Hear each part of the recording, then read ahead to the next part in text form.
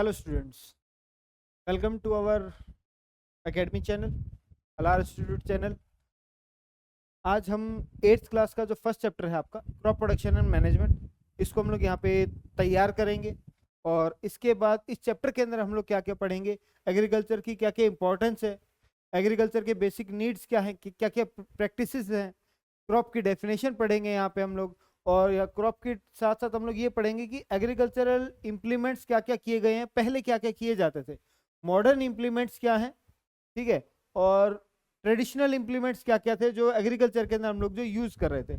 उसके साथ साथ सीड ड्रिल का क्या एडवांटेजेस है, टेक्निक्स क्या है इरिगेशन की, मैन्योर फर्टिलाइजर के बीच में डिफरेंस क्या है कि आधे से ज्यादा लोग आजकल जो है मैन्योर को छोड़ के एक तरीके से फर्टिलाइजर्स के ऊपर क्यों डिपेंडेंट होते चले जा रहे हैं, ये हम लोग यहाँ पे पढ़ेंगे।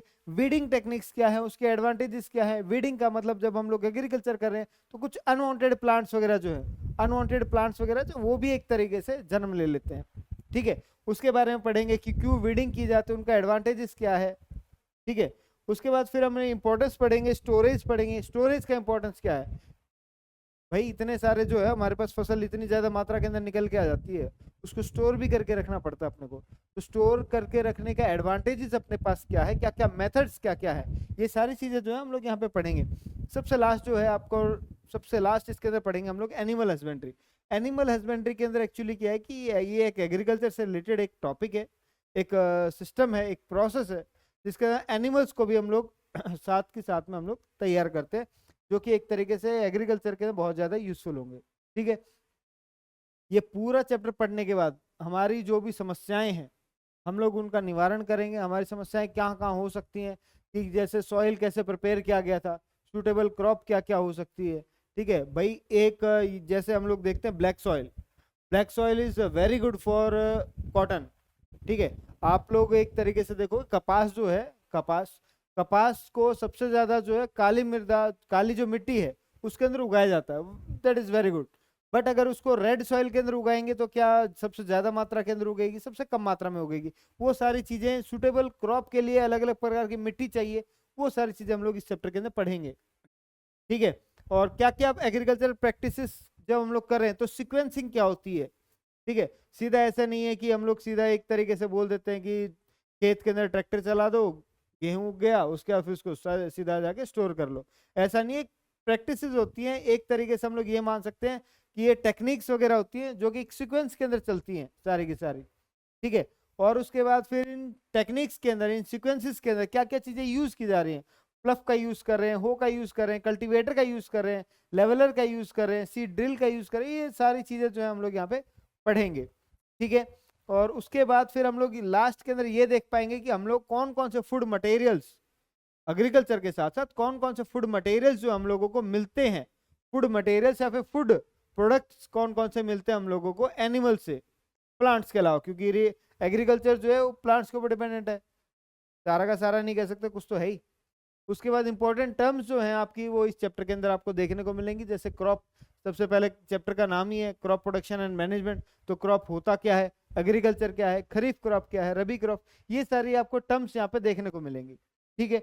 जैसे कि एक सिलोज आपको दिया हुआ टर्म दी हुई है, ग्रेनरीज आप लोगों को टर्म दी गई है, ये सभी क्या है, ये स्टोरेज के अंदर यूज होते हैं। सिलोज जो बड़ी बड़ी जो आप लोगों ने लोहे की टंकियां देखी होंगी, लोहे की टंकियां देखी होंगी, ठीक है, वो एक तरीके से उसके अंदर हम लोग स्टोर करके रखते हैं गेहूं को, सरसों को, बाजरा जो है अपने पास उसको, तो सिलोज एक तरीके से वो है। वीडिसाइड्स वगैरह हैं स्टोरेज सिस्टम के अंदर, ड्रिप इरिगेशन क्या है, ड्रिप सिस्टम क्या है, वीडिंग एंड थ्रेशिंग, ये सभी जो हम लोग इंपॉर्टेंट टर्म्स जो है वो इस चैप्टर के अंदर हम लोग पढ़ेंगे, ठीक है।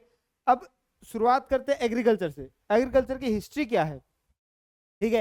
एग्रीकल्चर की जब हिस्ट्री की बात करेंगे तो सबसे पहले हम लोग ये बात कर लें, सबसे पहले जो आदि मानव काल था, ठीक है, जो आदि मानव काल था हमारा, उसके अंदर हम लोगों ने ये पढ़ा है कि पहले आदि मानव वगैरह एक दूसरे के ऊपर, मतलब जो जानवर वगैरह हैं उनका शिकार करते थे, जानवरों का शिकार किया जाता था आदि मानव काल के अंदर, ठीक है। पुराने जो आदि मानव थे, या फिर एक तरह के पुरातत्व विभाग के अनुसार हम लोग ये मान सकते हैं, आर्कियोलॉजिकल डिपार्टमेंट के अनुसार ये मान सकते हैं कि जो हमारे ह्यूमंस वगैरह थे पहले, ठीक है, अर्लीस्ट ह्यूमंस वगैरह जो थे वो एक तरीके से हंटिंग किया करते थे, ठीक है, उनको कल्टीवेशन से कोई लेना देना नहीं था। अब धीरे धीरे क्या हुआ कि एग्रीकल्चर जो ओरिजिनेट हुआ, एग्रीकल्चर ओरिजिनेट कब हुआ? 10,000 से 12,000 साल पहले ही एक तरीके से एग्रीकल्चर ओरिजिनेट हुआ है। कौन से देश से ओरिजिनेट हुआ है? कौन से देश था उसमें? मिड ईस्ट था अपने पास, चाइना था, इजिप्ट था, सेंट्रल अमेरिका था। इन देशों से हम लोगों ने ये देखा है कि हमारे पास एग्रीकल्चर जो ओरिजिनेट हुआ है। ठीक है, सबसे पहले जो डोमेस्टिकेशन ऑफ प्लांट्स जो किया गया था, सबसे पहले जो प्लांट्स उगाए गए होंगे, ठीक है, सबसे पहले जो प्लांट्स वगैरह उगाए गए होंगे उसके अंदर बार्ले, बार्ले को हम लोग जौ बोलते हैं, जैसे खेतों के अंदर जौ उगाए जाते हैं, जौ, ठीक है, जौ उगाई जाती है। वीट हो गया, राइस हो गया, पीस हो गया। लेंटिल्स के अंदर आप लोगों की जो अलग अलग प्रकार की जो दाल होती है, ठीक है, लेंटिल्स के अंदर दलहन जिसको बोल सकते हैं हम लोग, ठीक है। एनिमल्स वगैरह जो एक तरीके से सबसे पहले पाले गए थे, ठीक है, उसके अंदर डॉग्स थे अपने पास, गोट्स थे, शिप थी, पिग्स वगैरह जो है ये एक तरीके से डोमेस्टिकेट किए गए थे। डॉग्स वगैरह को हम लोगों ने डोमेस्टिकेट क्यों किया था? उस समय में एक्चुअल में क्या था कि झुंड में रहा करते थे, तो अपने अपने झुंड की प्रोटेक्शन के लिए हम लोगों ने एक जो डॉग्स वगैरह उनको पालना शुरू किया, ताकि वो दूसरा कोई अगर बाहर से अगर कोई आ जाता तो उसके ऊपर भौंकने का काम करे और हमारे झुंड को बचा ले। शिकार के अंदर भी बहुत ज्यादा एक तरीके से हम लोग डॉग्स वगैरह का इस्तेमाल भी किया करते थे। ठीक है, एग्रीकल्चर है क्या चीज? जब हम लोग सॉइल को कल्टीवेट करते हैं, अलग अलग प्रकार के जब उसके अंदर क्रॉप्स वगैरह उगाते हैं, ठीक है, ताकि क्या कहते हैं एनिमल्स को भी वो फूड वगैरह जो फूड मटेरियल्स वगैरह जो या फिर और एक तरीके से क्रॉप्स के कुछ प्रोडक्ट्स वगैरह जो मिल सके, वो सारे की सारी चीजें आपके एग्रीकल्चर के अंदर आ जाएगी। और क्रॉप्स की डेफिनेशन, क्रॉप्स होता क्या है? सेम काइंड ऑफ प्लांट्स, ठीक है, are being cultivated on a large scale. एक ही जैसे प्लांट्स वगैरह जो है एक लार्ज स्केल के अंदर जब उगाए जा रहे हैं, ठीक है, एक गेहूं नहीं उगाना है खेत के अंदर। जब हम लोग बात कर रहे हैं same kind of plants, same kind of plant मतलब गेहूं ही उगाना है ऑन ए लार्ज स्केल, पूरे खेत के अंदर गेहूं ही गेहूं हो जाए, ठीक है, या फिर सरसों उगा रहे हैं तो पूरे खेत के अंदर सरसों ही सरसों हो जाए, ठीक है। ये जो इसकी डेफिनेशन ये क्रॉप्स का मतलब क्या हो गया? सेम काइंड ऑफ प्लांट्स वगैरह हम लोग उगा रहे हैं, ठीक है, same kind of crop plants वगैरह उगा रहे हैं और पूरे खेत के अंदर वही चीज उगाई जाएगी। एक सरसों का पौधा या एक गेहूं के पौधे से हम लोगों को कुछ नहीं मिलने वाला है, उसको एक लार्ज स्केल के अंदर, लार्ज अमाउंट के अंदर हम लोगों को उसको उगाना पड़ेगा, ठीक है। Based on the season, seasons के बेस के ऊपर हम लोगों ने क्रॉप्स को दो पार्ट्स में बांट दिया। सबसे पहला अपने पास खरीफ क्रॉप्स, दूसरा अपने पास रबी क्रॉप्स। रबी क्रॉप्स और खरीफ क्रॉप्स ये दो सीजन के बेस्ड के ऊपर हमारे पास क्रॉप्स हैं। सबसे पहले अगर हम लोग बात करते हैं खरीफ क्रॉप्स की, खरीफ क्रॉप्स जो है वो क्रॉप्स हैं जो कि एक तरीके से रेनी सीजन के अंदर जो उगाई जा रही हैं, ठीक है, रेनी सीजन के अंदर जो क्रॉप्स उगाई जा रही हैं उनको हम लोग बोल रहे हैं खरीफ क्रॉप्स। रबी क्रॉप्स, आर से रबी, आर से रजाई, जो विंटर सीजन के अंदर, जो विंटर सीजन के अंदर जो एक तरीके से क्रॉप्स वगैरह उगाई जा रही हैं उनको हम लोग बोलेंगे रबी क्रॉप्स, ठीक है। अब एक तरीके से हम लोग विंटर के अंदर कौन कौन सी, अभी विंटर ही चल रहा है, विंटर के अंदर कौन कौन सी फसल उगाई गई थी हमारे, जो अभी हम लोग कल्टीवेट कर रहे हैं, वीट हो गया, ओट हो गया, चिकपी हो गया, मस्टर्ड हो गया, आमंड, ब्रोकली, ये सारी जो है ये विंटर क्रॉप्स हैं। ये खरीफ क्रॉप्स कौन कौन सी थी? राइस अपने पास, कॉर्न है, सोयाबीन है, शुगर केन है, ग्राउंडनट है और कॉटन है। सरसों जो एक फसल है, सरसों जो एक क्रॉप है, सरसों भी रबी क्रॉप्स के अंदर ही आती है, क्योंकि हम लोगों ने उसको विंटर के अंदर उगाया था और अभी फिलहाल मार्च अप्रैल के महीने में जो है हम लोग उसको कल्टीवेट कर रहे हैं। कल्टीवेट करने के साथ साथ एक तरीके से उसका तेल वगैरह निकालेंगे, उससे जो भी यूजेस वगैरह हैं उसके अंदर उसको यूज करेंगे, ठीक है। बेसिक एग्रीकल्चरल प्रैक्टिसेस मतलब सबसे पहले किसी भी क्रॉप को उगाने के लिए क्या किया जाता है? सॉइल को प्रिपेयर किया जाता है। पहला जो स्टेप होगा बेसिक एग्रीकल्चरल प्रैक्टिसेस के अंदर सबसे पहला होगा प्रिपरेशन ऑफ सॉइल, ठीक है। सॉइल को एक तरीके से प्रिपेयर करना है, किसकी मदद से करना है? अपने पास इस प्रकार के जो एक तरीके स्ट्रक्चर्स वगैरह आप लोगों को देखने को मिलेंगे, ठीक है, हो वगैरह है, प्लफर है, प्लफिंग की जाएगी इसके अंदर से। खेत के अंदर ये आप लोगों ने ट्रैक्टर के पीछे लगे हुए देखेंगे, ये क्या करते हैं, जमीन कैसे खोदते हुए जाते हैं, जिसके अंदर से जो न्यूट्रिएंट्स वगैरह हैं या जो मिट्टी जो है नीचे वाली ऊपर हो जाती है, ऊपर वाली नीचे हो जाती है, इससे क्या होगा, मॉइस्चर बना रहेगा मिट्टी के अंदर, ठीक है। और उसके बाद जो एक तरीके से सोइंग की जाती है, बीज वगैरह उसके बाद डाले जाते हैं with the help of a seed drill, ठीक है। पुराने जमाने में क्या था कि आप लोगों ने देखा होगा एक ऊंट के पीछे इस तरीके से बांध दिया जाता था, उसके अंदर बीज डाले जाते थे, वो आगे आगे चलता जाता था ऐसे। ठीक है, अब थोड़ा सा मेथड बदल चुका है, हम लोग मशीनरी युग के अंदर आ चुके हैं। ठीक है, इंजीनियरिंग युग के अंदर आ चुके हैं। तो अभी हमारे पास सीड ड्रिल्स हैं अलग अलग प्रकार के। ठीक है, मशीन ट्रैक्टर के पीछे लगा दो, उसके अंदर सीड वगैरह डाल दो, एक परफेक्ट लेवल के ऊपर, ठीक है, परफेक्ट टाइमिंग के ऊपर, परफेक्ट एक तरीके से हम लोग ये बोल सकते हैं कि परफेक्ट जो एरिया है कि कितने एरिया के अंदर कितने ज्यादा बीज डालने चाहिए, उस हिसाब से ही वो आपका जो मेथड है, जो आपका एक तरीके से सीड ड्रिल है, वो काम करता है। ठीक है, इसके बाद फिर हम लोग क्या करेंगे, मैन्यूर वगैरह ऐड करेंगे, फर्टिलाइजर्स वगैरह ऐड करेंगे इसके अंदर, ताकि एक तरीके से किसी प्रकार की जो ग्रोथ वगैरह, कहीं पे न्यूट्रिएंट्स वगैरह की कमी रह गई तो न्यूट्रिएंट्स वगैरह उसको मैन्यूर या फर्टिलाइजर से मिले सके। ठीक है, मैन्योर का सबसे ज्यादा इस्तेमाल अगर किया जा रहा है फार्मिंग के अंदर, तो हम लोग ये बोल सकते हैं कि वो एक तरीके से क्या है, ऑर्गेनिक फार्मिंग है। अगर हम लोग मैन्योर की जगह पे फर्टिलाइजर्स यूज कर रहे हैं, फर्टिलाइजर्स अगर यूज कर रहे हैं, तो सीधी सी बात है, फर्टिलाइजर्स आर द केमिकल्स, या फिर हम लोग ये बोल सकते हैं केमिकल प्रोडक्ट है वो। ठीक है, और इन केमिकल प्रोडक्ट की वजह से क्या होगा, आपकी जो फसल है एक बार बहुत बढ़िया पैदावार देगी, लेकिन थोड़े समय बाद क्या होगा, धीरे धीरे डिक्लाइन होना शुरू है, डिटोरिएशन ऑफ क्रॉप्स शुरू हो जाएगा इसके अंदर। ठीक है, और इसके बाद फिर क्या होगा भाई, आप लोगों ने मैन्यूर फर्टिलाइजर दे दिया, तो सीधी सी बात है, फसल को पानी भी चाहिए। पानी जो प्रोसेस एक तरीके से दे रहे हैं हम लोग, एक रेगुलर इंटरवल्स के ऊपर जो हम लोग वाटर को दे रहे हैं, वाटर दे रहे हैं क्रॉप्स को, ये प्रोसेस कहलाएगा इरिगेशन। इरिगेशन अभी ये आप लोग जो ये यहाँ पे जो मेथड देख पा रहे हो, यहाँ पे ये वाला जो मेथड है, ये आपका होता है स्प्रिंकलर मेथड। ठीक है, फवारे जो लगे हुए हैं, आप लोगों ने खेतों के अंदर देखे होंगे फवारे लगे हुए हैं, ये हर एक जगह पे हम लोग इस मेथड को यूज नहीं कर पाएंगे। क्यों नहीं कर पाएंगे, जहां पे वाटर की शॉर्टेज है, जहां पे पानी की कमी है, वहां पे अगर स्प्रिंकलर सिस्टम लगा दिया जाता है, तो सीधी सी बात है, आप लोगों को नुकसान झेलना पड़ेगा। पानी तो है ही नहीं, वो सारा का सारा पानी जो एक तरीके से फसल के अंदर कुछ समय के बाद खत्म हो जाएगा।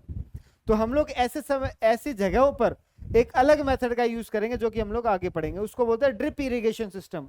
बूंद बूंद करके क्रॉप्स के जड़ों के तक पानी पहुंचता है, और क्रॉप्स एक तरीके से बढ़िया ढंग से जो है उग जाती हैं। और इरिगेशन के बाद जो आएगा हमारे पास भाई, फसलों को पानी देने के बाद कुछ ऐसे भी प्लांट्स उग के आएंगे, ठीक है, जो फसल के साथ उग जाएंगे। बथुआ देखा होगा आप लोगों ने, ठीक है, आप लोगों ने देखा होगा कि जब बाजरा उग रहा है तो उसके टाइम पे काचरी भी उग जाती है, कचरी जिसको बोलते हैं। ठीक है, बथुआ उग जा रहा है, ये सभी चीजें क्या है, ये वीड्स हैं, ये क्या है, अनवांटेड प्लांट्स हैं। ये अनवांटेड प्लांट्स हमको जरूरत नहीं है लेकिन उग गई है, अनवांटेड प्लांट्स हैं ये, तो इनको हम लोग बोल रहे हैं वीड। अब वीड को उखाड़ने का जो प्रोसेस है, निकालने का जो प्रोसेस, उसको बोलते हैं वीडिंग। और इनके ऊपर केमिकल अगर डाल के खत्म कर दिया जाए इनको, तो इस प्रोसेस को हम लोग बोलते हैं वीडिसाइड्स। क्या बोलेंगे इसको, वीडिसाइड्स। ठीक है, उसके बाद सीधी सी बात है, जब हम लोग सारी फसल तैयार हो गई, वीडिंग वगैरह कर ली हम लोगों ने, सब तैयार हो गया, तो उसके बाद फसल पकने के बाद हम लोग उसको काटते हैं। जैसे गेहूं है, जब मैच्योर होगा तो पीला हो जाएगा, पहले वो एक तरीके से ग्रीन कलर का होता है, जब मैच्योर नहीं हो पाता है, अप्रैल के अंदर या मार्च के लास्ट वीक के अंदर आप लोग देखोगे इस तरीके से पीले पीले रंग के जो होते हैं गेहूं की फसल हो जाती है। और जब हम लोग इसको काटते हैं, इस पूरे प्रोसेस को हम लोग बोलते हैं हार्वेस्टिंग। क्या बोलेंगे इसको, हार्वेस्टिंग। ठीक है, और इस हार्वेस्टिंग के बाद हम लोग जो करते हैं, इन फसलों को इकट्ठा करके या तो थ्रेशर के अंदर डाल देते हैं, या फिर जो थ्रेसिंग की जाती है, मतलब वो जो दाने हैं गेहूं के, जो दाने वो सेपरेट किए जाएंगे चाफ से, जो कूड़ा कचरा है उसको अलग कर दिया जाएगा, फुसके जो है वो अलग कर दिए जाएंगे, और गेहूं के जो पार्टिकल्स है, गेहूं जो सीड्स है वगैरह, उनको अलग कर दिया जाएगा।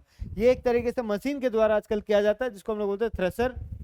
ठीक है, और काटने के लिए जो मशीन आती है आजकल, पहले तो एक तरीके से हम लोग साथ मिलके काटते थे खेतों के अंदर, अब वो मशीन्स वगैरह का काम हो गया। हार्वेस्टर, हार्वेस्टिंग के लिए जो मशीन्स यूज हो रही हैं वो हार्वेस्टर हैं। ठीक है, और इसी प्रकार से थ्रेसिंग के लिए जो मशीन्स यूज हो रही है वो थ्रेशर्स हैं। ठीक है, और अब सीधी सी बात है, इतनी सारी हमारे पास फसल आ गई, अब इस फसल को कहीं ना कहीं स्टोर करके रखना पड़ेगा। सारी की सारी फसल तो हम लोग बेच भी नहीं सकते, और ना ही सारी की सारी फसल हम लोग रख सकते हैं। तो एक हम लोग क्या करेंगे, हम लोग जितनी मात्रा हमको जरूरत है, जितनी मात्रा की हमको जरूरत है, वो सारी की सारी मात्रा हम लोग एक तरीके से स्टोर करके रखेंगे। स्टोर करके हम लोग या तो क्या बोरी के अंदर, बोरी हैं, कट्टे हैं, उसके अंदर हम लोग डाल डाल के रखेंगे, या फिर एक तरीके से सिलोज वगैरह, मैंने बताया था टंकी होती हैं, ठीक है, टंकी होती है लोहे की, उसके अंदर रख देंगे वो दवाई वगैरह उसके साथ डाल के रख देंगे ताकि दूसरी फफूंदी वगैरह फंगिसाइड, ठीक है, फंगस वगैरह ना लगे, फंगिसाइड्स वगैरह डालते हैं हम लोग उसके अंदर। बहुत सारी इन चीज़ों का हम लोग इसके अंदर इस्तेमाल करते हैं, ठीक है। और इसके बाद सबसे पहले हम लोग बात कर रहे थे प्रिपरेशन ऑफ सॉइल। पहला मेथड जो हमारे पास था वो था प्रिपरेशन ऑफ सॉइल का। प्रिपरेशन ऑफ सॉइल किस चीज से होगी या किन चीजों से होगी? सबसे पहला हम लोग बात करेंगे प्रिपरेशन ऑफ सॉइल को हम लोग बोलते हैं प्लगिंग, प्लफिंग बोल देते हैं, या फिर टिलिंग ऑफ द सॉइल, ठीक है। अपर सॉइल को लोअर के अंदर लेके जाना, लोअर सॉइल को ऊपर की तरफ लेके जाना, ताकि माइक्रो ऑर्गेनिजम्स है या फिर मॉइस्चर वगैरह वो एक तरीके से अपने आप को एडजस्ट कर ले। आप लोगों ने ये हो देखा होगा, इसको हम लोग बोलते हैं कस्सी, कस्सी देखी होगी। प्लफ देखा होगा, हल जिसको बोला जाता था पहले हिंदी में, ठीक है, गाय भैंस के पीछे बांधा जाता था, ठीक है। मतलब पहले क्या होता था, जो आपके मेल जो एक तरीके से हम लोग बोल सकते हैं काऊ है, या फिर ऑक्स, ऑक्स वर्ड यूज करेंगे, या फिर जो बफेलोज है, मेल बफेलोज, ठीक है, उनके पीछे डाला जाता था ताकि एक तरीके से उनसे ही पूरा जो जमीन है वो खुदवा दें वो, ठीक है। आजकल नई मशीन्स वगैरह आ गई, इन दोनों को हम लोगों ने भूल चुके हैं, इन दोनों चीजों को हम लोग भूल चुके हैं। नई मशीन्स वगैरह आ चुके हैं जिनको हम लोग बोल रहे हैं कल्टीवेटर। इन्हीं कल्टीवेटर से क्या करते हैं हम लोग? प्लफिंग करते हैं। प्लफिंग का मैंने बताया removal of the top soil, top soil को एक तरीके से रिमूव करके नीचे की तरफ लेके आना, और जो नीचे वाला जो सॉइल है उसको ऊपर की तरफ लेके आना, ताकि एक तरीके से जो सॉइल की जो एक तरीके से मात्रा है या उसका जो कंटेंट है वो बना रहे, उसके अंदर मॉइस्चर वगैरह जो है वो बना रहे, ठीक है। ये हम लोग यहाँ पे कल्टीवेटर और इसकी मदद से करते हैं। सबसे पहले हम लोगों ने हो पढ़ा था, सिंपल टूल है ये, वीड्स वगैरह को या फिर लूजनिंग ऑफ सॉइल के अंदर भी यूज करते हैं। ये वाला जो पार्ट आपको दिखाई दे रहा है, ये वाला पार्ट एनसीईआरटी के डायग्राम के अंदर भी दे रखा है, एनसीईआरटी की बुक के अंदर भी दे रखा है आपको। ये वाला जो पार्ट है आपका, ये जमीन को एक तरीके से खोदने का काम करता है, ठीक है। लूजनिंग ऑफ द सॉइल जो होगा वो इसी की मदद से ही होगा, और यही इकलौता ऐसा भी मशीन है ये, जब आपसे सवाल पूछा जाएगा कि हम लोग प्लफिंग किससे करेंगे, प्लफिंग प्लफ से भी कर सकते हैं हम लोग, हो से भी करेंगे। हो का एनसीईआरटी में सिंपल सी लाइन दे रखी है, लूजनिंग ऑफ द सॉइल के लिए हम लोग इस हो को यूज करेंगे, ठीक है। और मेन जो इसका जो काम होता है वो होता है रिमूविंग ऑफ वीड्स, ठीक है, रिमूविंग ऑफ वीड्स। अब ये किस प्रकार से बना हुआ होता है? ये एक तरीके से जो हमारे जानवर वगैरह थे उनके पीछे बांधा जाता था, ठीक है, वही इसको पुल करते थे। लॉन्ग रॉड होती है, आप लोगों को दिखाई दे रहा होगा, लॉन्ग रोड है ये यहाँ पे, ठीक है। ब्रॉडर बेंट प्लेट्स वगैरह आपको दिखाई दे रही होंगी, हैंडल है ये यहाँ पे ये, ठीक है। एक एंड्स के साथ दूसरे एंड्स के साथ ये जमीन के अंदर एक तरीके टिक जाता है, ये एक तरीके से जो बीम है ये, ठीक है, ये किसी भी जानवर के कंधे के ऊपर लगा दी जाएगी और वो एक तरीके से परपेंडिकुलरली इसको खींचेगा, जिसकी वजह से आपके जो जमीन है वो एक तरीके से धीरे धीरे प्लफिंग का काम करना शुरू कर देगी, टिलिंग का काम करना शुरू कर देगी, ठीक है। इसके बाद जो अपने पास जो आएगा वो आएगा प्लफ। ये इस तरीके से मैं बता रहा हूँ, जानवर के कंधे के ऊपर रख दिया जाएगा ये, ठीक है, और ये परपेंडिकुलरली यहाँ पे है और ये इसको खींचता है, ठीक है, हो। अब इसी तरीके से हम लोग देखते हैं plough is a farm tool for loosening और turning the soil before sowing seed और प्लांटिंग। अगर हम लोग बात करते हैं प्लफ का काम क्या है, प्लफ फार्म टूल है, लूजनिंग और टर्निंग ऑफ द सॉइल का काम करेगा। या तो सॉइल को लूज कर रहा है, जो ये मोटे मोटे जो एक तरीके से पत्थर बन जाती है मिट्टी कई बार, ठीक है, उसको एक तरीके से लूज करने का काम कर रहा है। सॉइल को एक तरीके से टर्न करने का काम कर रहे हैं, नीचे वाला ऊपर, ऊपर वाला नीचे, मिट्टी ऐसे किया जाएगा, ठीक है।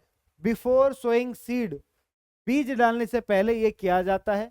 ट्रेडिशनली जो है हम लोग एक तरीके से यूज कर रहे थे पहले प्लफ्स वगैरह, वो उनको खींचा जाया करता था ऑक्स के द्वारा या फिर हॉर्सेस के द्वारा, या तो ऑक्स खींचते थे उनको, ऑक्शंस वगैरह, या फिर एक तरीके से हॉर्स वगैरह जो है वो खींचे जाया करते थे। ये आप लोगों को यहाँ पे जो दिखाई दे रहा है ये वुडन प्लफ है ये, ठीक है। ये जो ऑक्शंस वगैरह जो प्रेजेंट होते थे, ऑक्स वगैरह थे, ठीक है, वो इसको खींचा करते थे।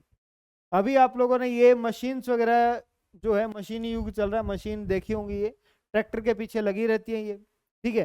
प्लफिंग जो आजकल जो की जाती है वो कल्टीवेटर के द्वारा की जाती है। कल्टीवेटर के द्वारा क्यों की जाती है?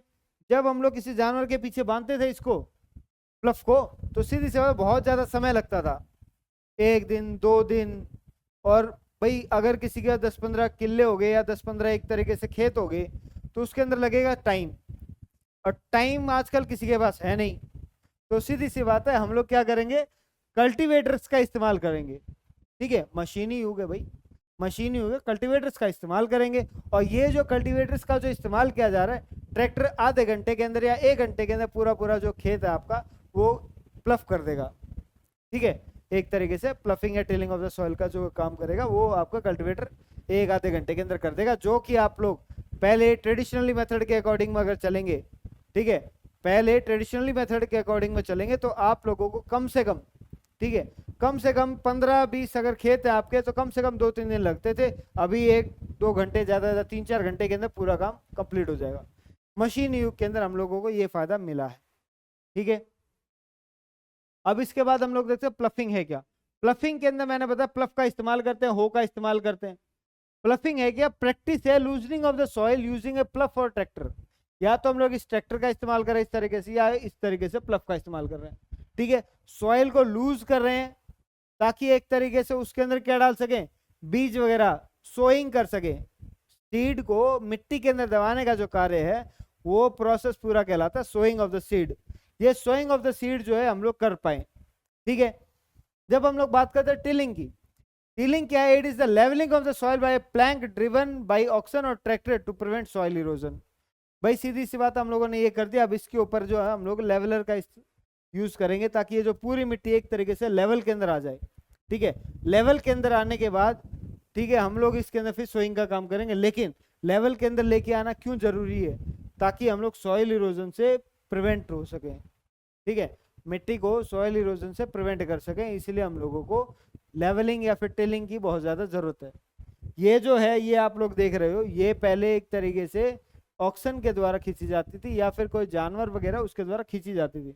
आजकल मशीन जो है ट्रैक्टर्स के पीछे लगा दी जाती है, वही सारा का सारा जो एक तरीके से कार्य करते हैं। ठीक है, जब हम लोग इसके बाद की बात करेंगे एडवांटेजेस क्या क्या है प्लफिंग की। प्लफिंग जो है सॉइल को लूज करता है। ठीक है, सॉइल को लूज करने के बाद क्या होगा, रूट्स को अपने आप आसानी होगी ताकि वो ज्यादा से ज्यादा गहराई के अंदर जा सके मिट्टी के। ठीक है, लूज सॉइल क्या करेगा, एरिएशन प्रोवाइड करेगा। एरिएशन का मतलब होता है एयर प्रोवाइड करेगा रूट्स को। एयर प्रोवाइड करेगा तो सीधी सी बात है अपने आप ही जो एक तरीके से रूट्स हैं वो गहराई के अंदर चली जाएंगी और जो माइक्रो ऑर्गेनिज्म, जो फ्रेंडली माइक्रो ऑर्गेनिजम्स है उनकी ग्रोथ के अंदर मदद करेंगी वो। ठीक है, लूज सॉइल क्या करेगा, प्रीकॉलेशन ऑफ वाटर। पानी जो है आराम से अगर हम लोग इस तरीके से कर देते हैं तो सीधी सी पानी आराम से एक एक जगह के अंदर ठहरेगा तो वो पानी आपके सीड्स को, वो आपके क्रॉप्स को, वो आपकी प्लांट्स को वो मिलेगा। ठीक है, जिसकी वजह से क्या होगा कि आपकी फसल जो है बेहतरीन बनेगी। ठीक है, उसके बाद हम लोग देखेंगे ploughing roots unwanted plants already growing in the field. Ploughing uproots जो है अनवांटेड प्लांट्स वगैरह जो है पहले से जो ग्रो कर रहे हैं, एक तरीके से हम लोग ये मान सकते हैं कि अनवांटेड जो प्लांट्स वगैरह हैं जो पहले से ग्रो कर रहे हैं। ठीक है, सॉइल को एक तरीके से ठीक करने से पहले से जो प्लांट्स ग्रो कर रहे हैं, प्लफिंग के अंदर, प्लफिंग के दौरान क्या होगा, प्लफिंग के दौरान होगा कि ये सारे के सारे जो है एक तरीके से उखड़ जाएंगे, अपरूट हो जाएंगे। अनवांटेड प्लांट्स जितने सारे के सारे खराब हो जाएंगे, उखाड़ लिए जाएंगे। ठीक है, और प्लफिंग के अंदर ये भी होता है पीछे का कुछ मैन्योर वगैरह हो या फिर ऑर्गेनिक मैटर वगैरह जो हो पहले से सॉइल के अंदर प्रेजेंट, वो सारा का सारा मिक्सअप हो जाता है। ठीक है, प्लफिंग का हमारा ये फायदा होगा।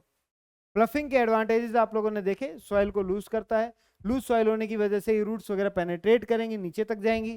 ठीक है, और लूज सॉइल होगा तो सीधी सी बात है एक तरीके से एयर जो आपका एयर वगैरह है वो आपको मिलेगा, रूट्स को मिलेगा, फ्रेंडली माइक्रोब्स है उनकी ग्रोथ बढ़ेगी। लूज सॉइल करेगा एक तरीके से तो सीधे पानी भी खड़ा रहेगा उसके अंदर, रूट्स को अच्छी तरह पानी मिलेगा, वाटर। ठीक है, और अनवांटेड प्लांट है वो भी प्लफिंग एक तरीके से रिमूव कर देगा। मिक्स करता है आपका जो पहले का जो मैन्योर वगैरह है या फिर डिकम्पोजिंग जो ऑर्गेनिक मैटर जो पड़ा है वो एक तरीके से मिक्स कर देता है। ठीक है, अब इसके बाद हम लोग देखते हैं सोइंग को। सोइंग को जब हम लोग देखेंगे तो सोइंग के अंदर क्या होता है, सोइंग के अंदर हम लोग ये मान लेते हैं, सोइंग के अंदर क्या है, बीज वगैरह को हम लोग एक तरीके से क्या कर रहे हैं, मिट्टी के अंदर, बीजों को मिट्टी के अंदर जो दबाने का जो कार्य है, बीजों को मिट्टी के अंदर डालने का जो काम है वो सोइंग मेथड है। ठीक है, ये अलग अलग प्रकार से भाई, अलग प्रकार से कैसे है, या तो ये एक तरीके से ट्रेडिशनल टूल के द्वारा किया जाएगा सोइंग, या फिर आजकल जो मॉडर्न मेथड चल रहा है, आप लोगों को यहाँ पे दिखाई दे रहा है। मॉडर्न मेथड जो है वो अलग होगा, ट्रेडिशनल मेथड जो होगा सोइंग का वो एक अलग होगा। ठीक है, दोनों मेथड्स अलग अलग है आपके सोइंग के। पहले जो किया जाता था ट्रेडिशनल, पुराने जमाने का जो मेथड था सोइंग के दौरान जो यूज किया जाता था, वो कहलाता है आपका ट्रेडिशनल मेथड, जिसके अंदर हम लोग फनल का इस्तेमाल करते थे। जैसे मतलब गाय के पीछे ये बांध दिया गया या फिर ऑक्सन के पीछे बांध दिया गया, एक फनल शेप का एक ये था। ठीक है, फनल शेप का ये था आपके पास इस प्रकार का। ठीक है, इस प्रकार का प्रेजेंट होता था ये। और ठीक है, यहाँ पर क्या होता था, इसके अंदर आप लोग बीज वगैरह डालोगे, यहाँ पे बीज वगैरह डालते थे, और ये एक तरीके से इतना ज्यादा नोकीला होता था कि पेनेट्रेट करता था सॉइल को, और उसी सॉइल को पेनेट्रेट करने के बाद ये सीड वगैरह जो थे उस सॉइल के अंदर रुक जाते थे जाके। ठीक है, अभी क्या है, अभी आपके पास ये है पहले से मशीनरी टूल है, सीड ड्रिल्स आ चुके हैं। सीड ड्रिल्स के अंदर क्या है, यहाँ पर जो है आप लोग सीड वगैरह डाल दोगे। ठीक है, सीड का एक कट्टा डाल दिया, कट्टा डालने के बाद क्या होगा, ये एक रेगुलर टाइम ऑफ इंटरवल, ठीक है, regular distance, regular time of interval के अंदर ये अपने आप ही सीड को वहां पे बिछाता हुआ चला जाता है, और एक बढ़िया वाली जो आपको फसल जो है देखने को मिलती है इसके अंदर। ठीक है, जब हम लोग इसके बाद सोइंग के अंदर क्या है, सोइंग क्या मैंने अभी भी बताया आप लोगों को, एक प्रोसेस है जिसके अंदर हम लोग देखेंगे कि ये process scattering of seeds in the field, जो बीज वगैरह जो है इस तरीके से आप फेंकते हुए चलते हैं। ठीक है, फील्ड के अंदर जो सीड्स फेंकते हुए चलेंगे, एक तरीके से उस सीड्स को स्कैटर किया जा रहा है फील्ड के अंदर।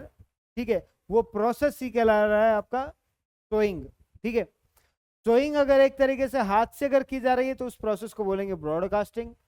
हाथ से अगर एक तरीके से, आप लोगों ने देखा होगा गांव वगैरह के अंदर एक थैला इधर पे बांध के ऐसे टांग के रखते हैं और ऐसे ऐसे बिखेरते हुए चलते हैं। ठीक है, ये जो मेथड है हाथ से जो सोइंग की जा रही है, स्कैटरिंग ऑफ सीड्स किया जा रहा है, ठीक है, इस प्रोसेस को हम लोग बोलते हैं ब्रॉडकास्टिंग।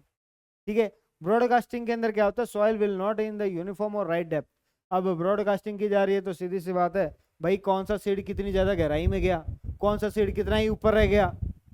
ठीक है, और क्या पता वो सेम डिस्टेंस, बढ़िया वाले डिस्टेंस के ऊपर गए हैं कि नहीं हुए, क्या पता एक ही सीड जो है, 3-4 सीड जो है एक ही जगह पे जाके उग जाएं। ठीक है, तो रेगुलर एक तरीके से यूनिफॉर्म या फिर राइट जो है डेप्थ के अंदर ये आपको नहीं देखने को मिलेंगे ब्रॉडकास्टिंग अगर की जा रही है तो।